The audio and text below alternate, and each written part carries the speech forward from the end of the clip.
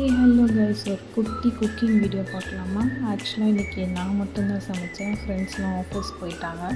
So சிம்பிளாக பண்ணலாமே, டின்னருக்கு பண்ணுறதே நான் ஈவினிங் 5 o'clock ஸ்டார்ட் பண்ணிட்டேன். ஜஸ்ட்டு சப்பாத்தி, மீல் மேக்கர் குருமாவெல்லாம் ரெடி பண்ணேன். அண்ட் எனக்கு அவ்வளோ ரெசிபிலாம் பர்ஃபெக்டாலாம் நான் பண்ண மாட்டேன். ஸோ என்ன கையில் கிடைக்குதோ எல்லா பொடியும் போட்டு சும்மா தக்காளி வெங்காயம் போட்டு மீல் மேக்கர் போட்டால் முடிஞ்சு. இதே மாதிரி பன்னீர், மஷ்ரூம் எது போட்டாலும் அதோட கிரேவி ரெடி ஆகிடும். ஸோ அந்த மாதிரி ஒரு மென்டாலிட்டியில் தான் நான் ஸ்டார்ட் பண்ணது இது.